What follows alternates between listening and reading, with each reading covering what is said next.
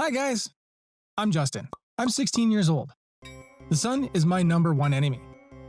You know why? Because I'm allergic to it. I spend my life running away from sunlight. I have the most rare and dangerous type of sun allergy. I can only go outside at night. That's why I call myself the Son of Darkness. We found out about my allergy when I was 6. Until then, I didn't have any problems with the sun. We were on a picnic as a family. My sister and I were playing frisbee after lunch. We were throwing it back and forth. We'd been playing for a while when I noticed that my arms were itching. I tried scratching them, but when I did, they started turning red and hurting a lot. I ran over to my mom to show her the redness. She thought it was just sunburn. She was surprised because we'd put on sunscreen in the morning.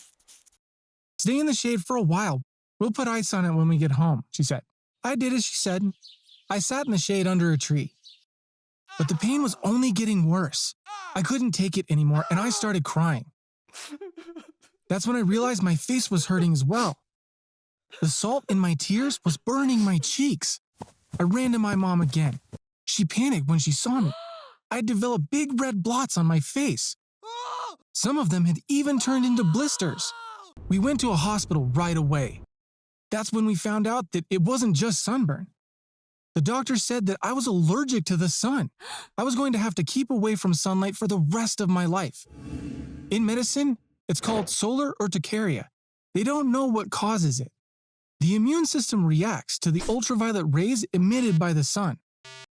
Like all allergies, it can range from mild to severe.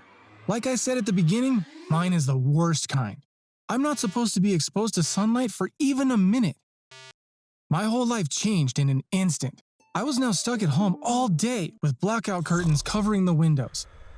I could only go outside after the sun went down. It was very difficult at first, but humans adapt to everything. I was mostly sad about not being able to go to school. I stopped seeing my friends. I was still talking to some of them online, but it wasn't the same as hanging out in person. Our friendships weakened. Eventually, we stopped talking online too, so I became even more lonely. Well, you adapt to that too. In fact, you even start seeing the bright side. For example, I play guitar really well because of it. Of course, I've had a lot of time to practice. Also, thanks to my allergy, I have a really good relationship with my sister Tamara. For years, she was the only friend I had. Another important issue is education. I study at home. I'm lucky that I'm a disciplined person. I can sit and study for hours. I also take some private classes online. I just need to take exams to get my diploma. So far, everything has been going well. I think I'll even be able to get a college degree. I think college will be less problematic because there are schools that allow you to do everything online, even the exams. Eventually, I'll have to get a job that I can do from home. I have to take that into account when choosing what to study. Of course, another option is working at night. Maybe I could become a DJ at nightclubs. I just thought of that now. It's actually not a bad idea. Let me think about this a little bit. Last year, my parents prepared a wonderful surprise for me. As a birthday gift, we moved to the city we live in now. You know why this is such a great gift? Because it's a resort town. There's stuff happening almost 24 hours a day. Cafes and restaurants stay open until really late. There are always people in the streets. As someone who can only go out at night, these things are really important for me. We used to live in a small town. Shops would close at 6, and restaurants around 7 or 8. So when I'd go outside, I'd just walk around with nothing to do. Here, even at night, it's like daytime. Most importantly, I used to have pretty much zero friends. But not anymore. I have a group of friends that I meet up with 3-4 times a week. We sit around a campfire by the beach and talk until late at night. Some nights, I play the guitar and my girlfriend Betsy sings. Yes, you heard it right.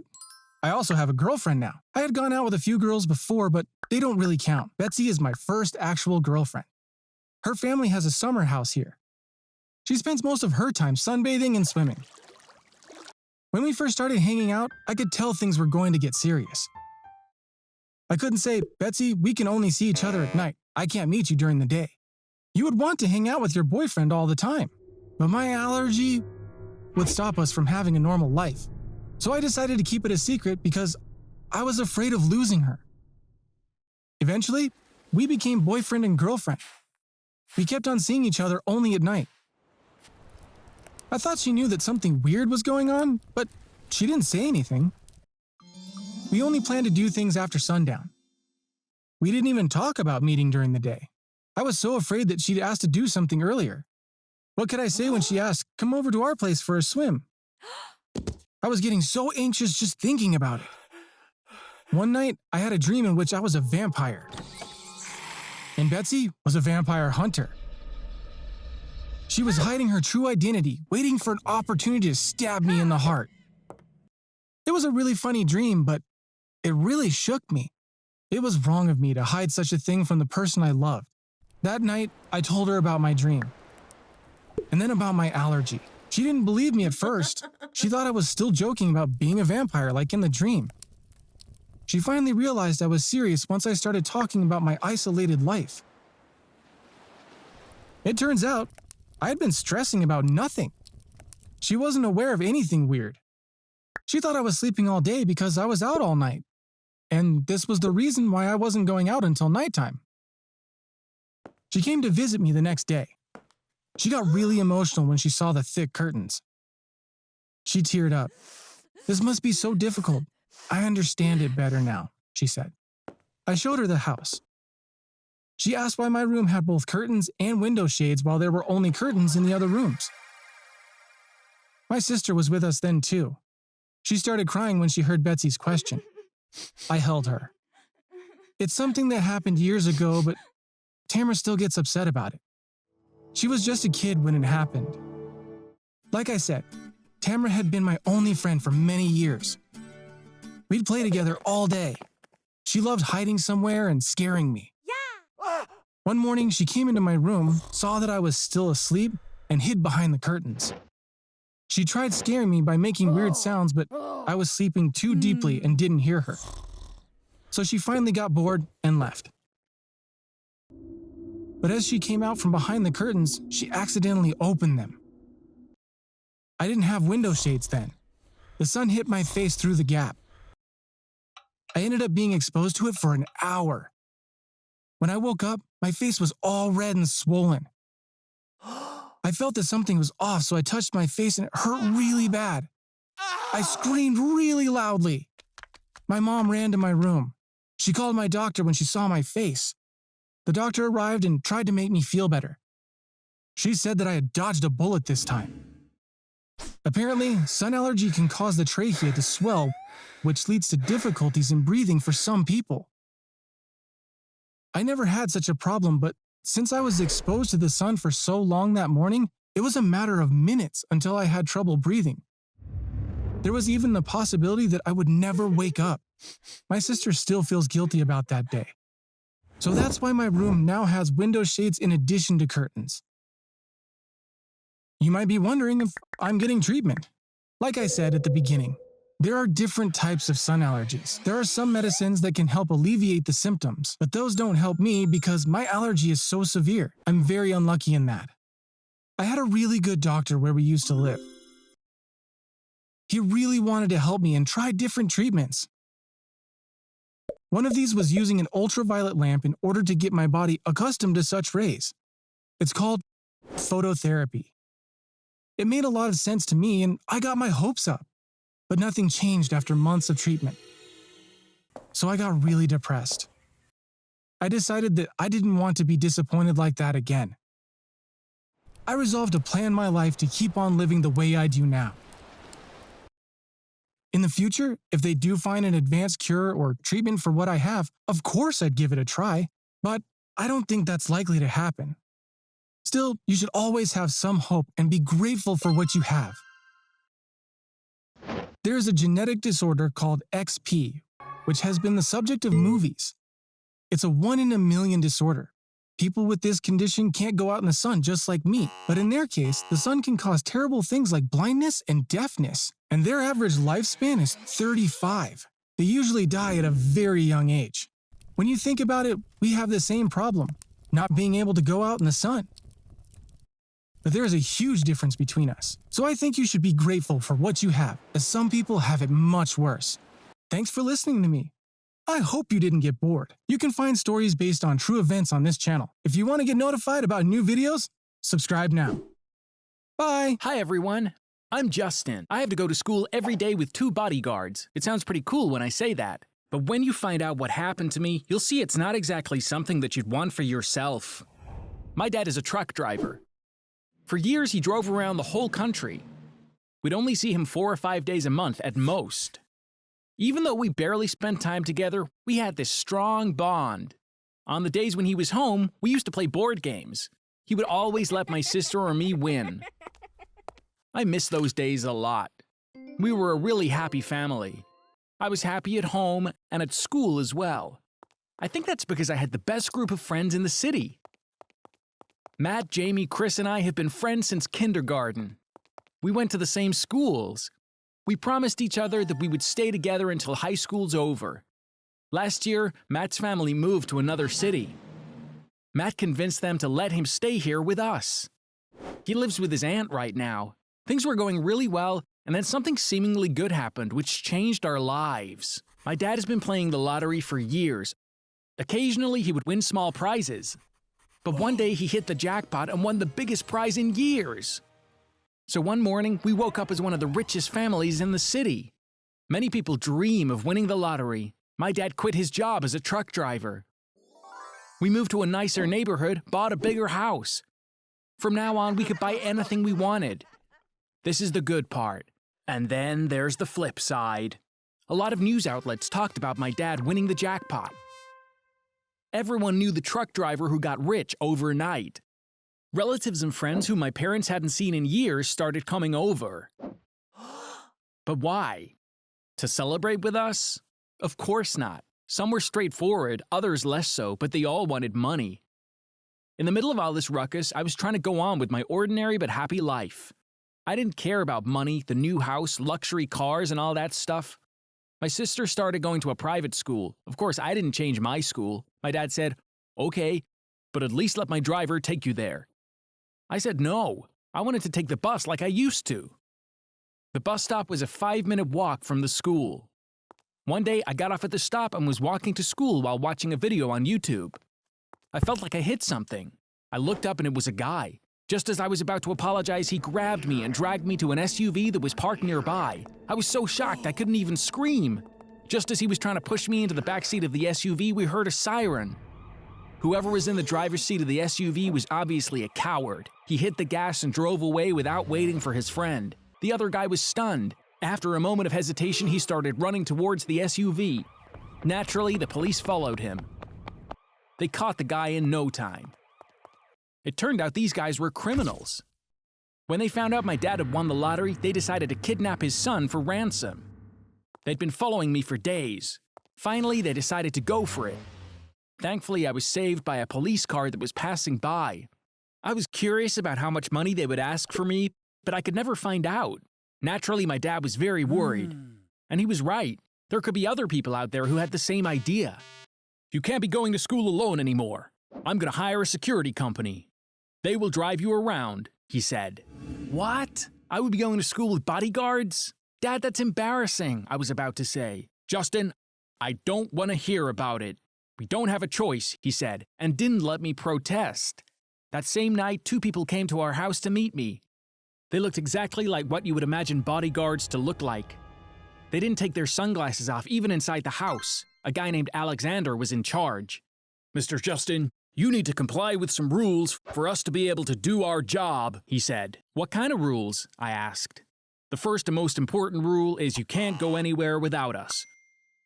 The second rule is that you can only have one person with you at any time, at school or outside."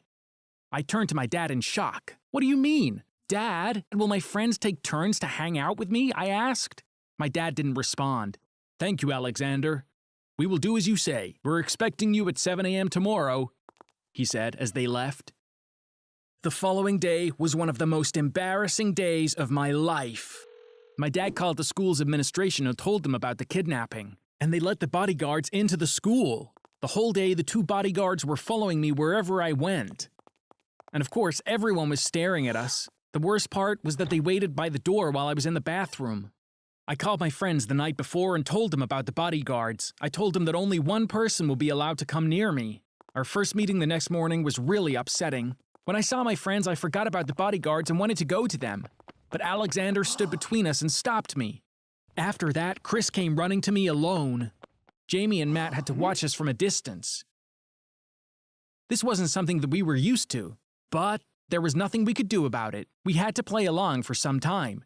Nearly a month went by. I thought I'd eventually get used to it, but that did not happen.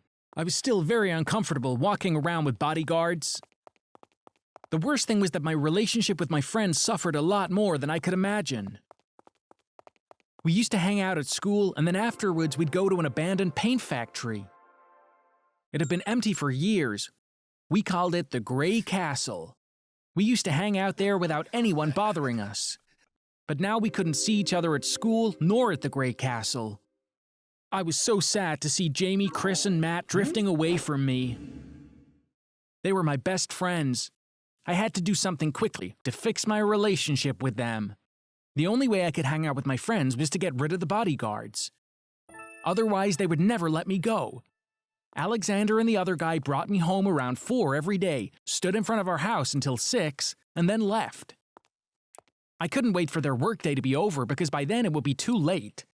I decided I would run out through the backyard, go to the Gray Castle, and surprise my friends. When I came home, I went to my mom holding my head. I told her, "Mom, I have a terrible headache. I'm going to take a nap. My room is downstairs." As soon as I got in, I changed my clothes and jumped out to the backyard. The bodyguards were by the front door, so they didn't hear a thing. I took the bus from the other side of the block and rode towards the Gray Castle. I think my acting was too good. My mom thought a headache that bad wouldn't go away with a nap. She came to my room with a glass of water and a painkiller. She saw that I wasn't there. She thought I went to the bathroom, but after a while, when my sister came out of the bathroom, they figured out I wasn't at home. My mom panicked and let the bodyguards know. They called me first, and then when I didn't pick up, they called my dad. The first thing they thought was that I got kidnapped. So they decided to call the police. The police got on it right away and quickly figured out my location by tracking the signal from my cell phone. I had actually seen Alexander's call. He must be calling to tell me something about tomorrow. I'll call him when I get back, I thought. Sometimes he'd call and say, "Heavy traffic expected for tomorrow morning. Let's leave 15 minutes early," or something like that. My plan was to spend a few hours with my friends and come back to my room through the window. But when they realized I was gone, things got crazy. My family and the bodyguards were rightfully worried. Meanwhile, I was happily chatting with my friends at the Gray Castle, totally unaware of what was going on. We had so much to catch up on since we hadn't seen each other properly for weeks. I was doing an impersonation of Alexander, mocking him for taking his job too seriously. Suddenly, we heard sirens outside. Then we heard the loudspeaker. "This is the police. You are surrounded. Put your hands up and come out now." Police? We looked at each other in shock. What was happening? Was it a hidden camera prank? We put our hands up like they said and walked outside. There were cops everywhere. Soon the police found out what was going on. No one had kidnapped me. I'd run off to meet with my friends while everyone was looking for me. They picked us up from the empty factory building and took us to the police station. My dad, my 2 bodyguards, and the families of my friends were waiting for us there. I was so worried about having caused such a big scene. But my dad comforted me. "Justin, I get you, son. This money brought a lot of good things into our lives, but it also caused a lot of issues," he said. "Dad, I was really happy with my friends.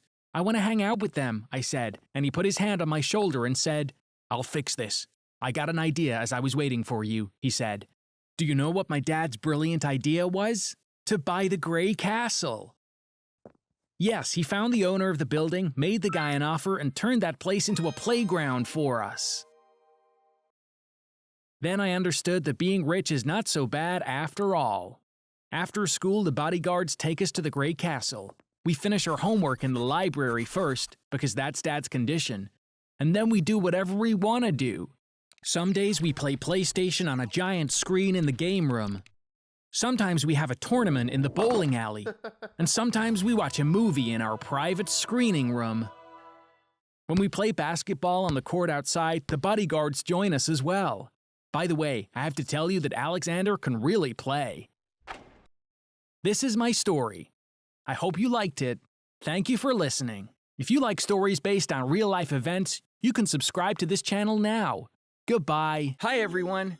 My name is Alex. If you have an attic in your house, you might look at it differently after the story I'm about to tell you. I've always had a thing for horror movies. Even when I was a kid, I used to secretly watch horror movies after my parents went to bed. Of course, I would have trouble sleeping afterwards. The ones that got me the most were the haunted house movies. I would even feel sad because we lived in an apartment. I thought, I wish we lived in a house. Then maybe we would have stuff like this happening in our house too. Years later, my wish came true, and I came to realize it wasn't something to wish for. It had only been a few weeks since we moved into our current house. We started living in a single-family home just like I'd been dreaming of, but I wasn't expecting scary things to happen, because I was old enough to know haunted house stories weren't real. Around that time, my parents won an amazing vacation in a charity raffle. They were going on a luxury cruise that would take them to 15 countries. This vacation was the big prize in the raffle. Normally, my folks could never have gone on an expensive trip like this. Still, they were hesitant at first. They only won 2 tickets. I wouldn't be able to go with them. To convince my parents to go, I told them, I'm 17 now. I'm starting college next year. You need to learn to trust me. You have to accept that I'm a grown-up now. They agreed with me. So this is how I got to stay home alone for so long for the first time in my life. By the way, our house has 3 floors. The top floor is the attic. My room is below it. It has that little hatch in the ceiling which you open to go up into the attic. I had no idea what the attic even looked like. I'd never gone up there since there was no ladder. It was the evening after my parents had left. I'd gotten up really early to say goodbye to them, so I fell asleep even before eating dinner. I woke up hungry in the middle of the night. Just as I was thinking, I need to get up and get a snack, I heard some noises coming from the ceiling, or rather from the attic. It sounded like someone was walking, but I couldn't really tell because I was still half asleep. I listened closely. Yes, someone was definitely walking. Then I heard another noise. It was as if something was being dragged across the floor. I was super scared. Next came something like the sound of a small chain jangling. I jumped out of bed and ran downstairs. Could this house be haunted? I knew it was a ridiculous thought, but it was the only thing on my mind as I was running. After I made it downstairs, I held my breath and listened again. I couldn't hear anything from there. It was too far away. I thought, should I call the police? But this was a very old house. It could be a big mouse up there, or even the sound of the floorboards expanding. If the cops came and they couldn't find anything and then my parents found out about this, they would say, we thought you were a grown-up. You heard sounds and called the police on your first night. And they wouldn't trust me again. I decided not to call the police, but because I was nervous, I couldn't get any sleep. I sat listening to what was going on upstairs. How would I spend 15 days alone in this house? I was working part-time in a store to keep myself busy during the summer break. I got off work at 4 p.m. When I came home, I decided to climb up into the attic to check out if anything weird was going on. But how was I supposed to get up there? Did we have a ladder? Yes, we did. I found a small ladder in the garage. I brought it to my room. It was tall enough for me to reach the ceiling. I opened the hatch, I climbed up, and looked inside. It was the first time I was seeing the attic. It looked like my parents had never gotten up there either. Everything was covered in dust. There were untouched spider webs everywhere. I couldn't see too far into it since it was darker in the corners. I turned on my phone's flashlight and held it there. There was no trace of a human being having been up here last night. I figured I probably wasn't fully awake and thought the sounds in my dream were real. I was so relieved after seeing the attic, it was pointless to worry now. I even watched a horror movie to prove to myself that I wasn't scared. And I went to sleep after finishing the movie. I slept like a baby all night.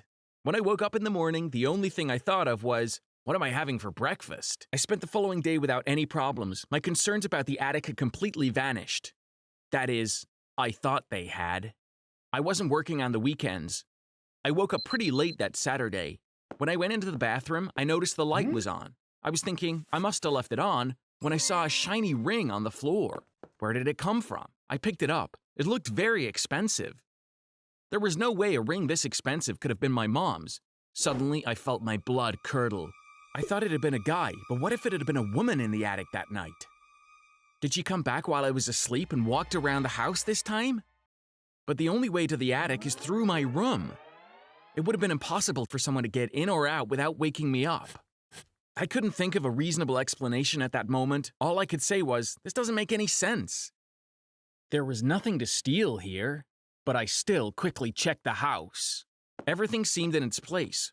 Or was I completely wrong? Could it be that someone came to visit my mom and dropped their ring? But I'd been using that bathroom for the past week. Surely I would have seen a ring this big. I wasn't able to figure it out yet, but there was something going on. I made a plan, but it wasn't something I could pull off on my own. I called my best friends, Luke and Matt. I told them it was something very important and asked them to come over for the night. When they came, I told them all about what had happened. Matt had a relative who worked at a jewelry shop. He took a picture of the ring and sent it to her. She told him, I'd need to see it in person, but it looks like a diamond ring expensive enough to cover your and your sister's college tuition. Luke had made fun of me at first, but after hearing that, he was also convinced that something weird was going on.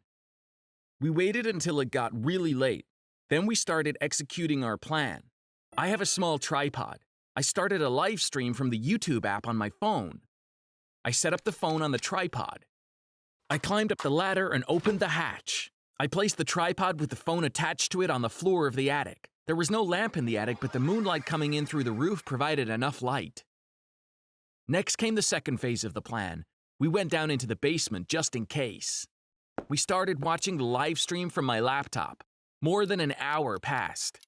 We were glued to the screen, but nothing was happening. We all got tired and sleepy from staring at the nothingness. I had to find a solution. I thought we could stay awake if we played a board game. I went up to my room. Just as I was picking up the game, I heard a noise from the attic. I held my breath and listened. It wasn't as clear as it was that first night, but there was definitely some kind of movement up there. I left the game there and ran to my friends in a panic. When I got downstairs, I saw that they were both sitting with their eyes closed. They had fallen asleep. I said, "Wake up! There's someone in the attic," trying to keep my voice down. We all looked at the screen at the same time. We all saw it. A shadow was moving in the attic. It wasn't close to the hatch. It was further away. Luke said, "This doesn't look like a woman."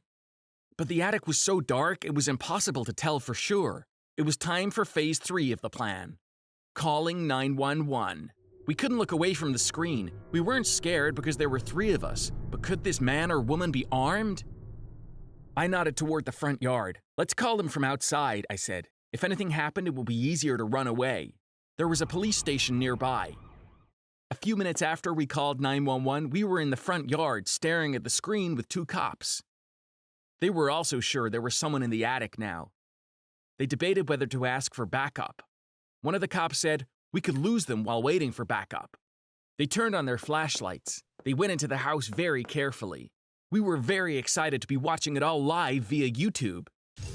We were expecting an operation like in the movies, but it didn't turn out that way. We'd left the ladder we used to go up into the attic there. The cops used it to climb up. On the screen, we first saw the light from the flashlight and then the head of one of the cops. The attic was now fully lit. Right in the corner, a man stood completely frozen. There was a bag in front of him. The officer yelled, "Police, sit down where you are. Put your hands above your head." The man did as he was told without saying a word. So, who was the man in the attic? And more importantly, what was he doing up there? According to the police, this man was the most brilliant thief in town. He only broke into rich people's houses and stole only jewelry. His sister had lived in our house about 10 years ago. Whenever he came to visit her, he climbed the tree next to the house to get into the attic. He made a secret compartment inside a wall. He was keeping some of the jewelry he stole in there. One day when he decided to stop being a thief, he was planning to sell his hidden jewelry stash and start a new life in another country. However, he got caught in a wealthy person's house in the middle of a burglary. He had been in jail for years. He finished serving his sentence the previous week. The first thing he did after being released from prison was visit his hiding place, which is our attic. This guy was taking some of the jewelry from the attic and selling it piece by piece. If he sold it all at the same time, the mafia would have heard about it since it was stolen. As you might have guessed, the ring I found in the bathroom was his too. That night when he came to pick up jewelry, he had to use the toilet really badly. The guy is the smartest thief in town. He spent his whole life breaking into other people's homes, so he was really comfortable entering our house from the attic and using our bathroom. He must have dropped the ring as he was pulling up his pants. I didn't want to upset my parents, so I told them everything only after they came back. Naturally, they were really shocked, but they were more upset that I had to go through this while they were away. They vowed not to leave me home alone ever again.